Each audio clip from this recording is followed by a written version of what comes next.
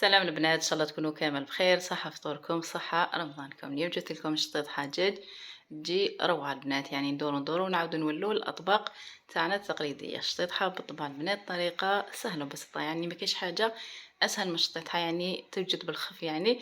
وفي نفس الوقت نديرو كامل المكونات مع بعض، يعني ما فيهاش تعقيدات ولا. بلا ما نطول عليكم، جزء مباشرة نتعرفوا على المقادير وطريقة التحضير، ونبداو على بركة الله.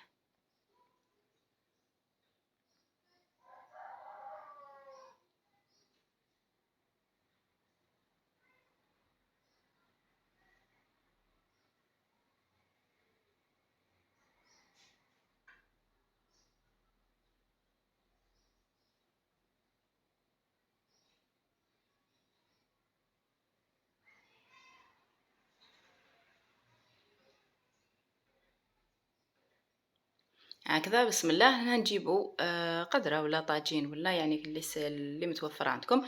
نديروا فيها ملعقة كبيرة نتاع السمن، 3 ملاعق ولا 4 نتاع الزيت، يعني لهنا شطيطها تحب ليدام بطبيعة الحال البنات، يعني ماشي تجي مزيتة ولا تقولوا درت الزيت بزاف، ولا هي تجي ميدمة. يعني كاين بعض الأطباق ما يحتاجوش ليدام، وكاين بعض الأطباق يحتاجوا. قليت هذاك الدجاج حتى وين حمر لي تماما في هذاك السمن والزبدة. لهنا جبت الثوم، جبت يجوا 4 فصوص كبار لأنه الثوم تاعي لهنايا صغيرة، وجبت فلفل دريس، درت لهم رشه نتاع الملح باش يندق لي هذاك الثوم وحطيته على جنب. هنا قليت هذاك الدجاج كيما راكم تلاحظوا حتى وين خضع لي هذاك اللون، يعني تحمر مليح البنات.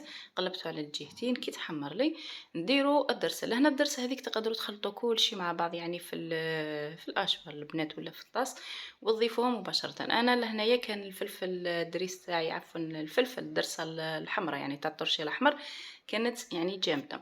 درت لهنا 2 ملاعق كبار، يعني درتهم كامل على بعضهم. من بعد خلط درت لهنا 2 ملاعق كبار تاع الدرسه تاع الطرشي الاحمر، ضفت عليهم لهنايا هذيك الدرسه، ضفت عليهم فلفل اسود، البابريكا وشويه تاع الكمون. لهنا كاين اللي يحب يدير الكبيبه يدير الكبيبه، وعندنا الملح بطبيعه الحال.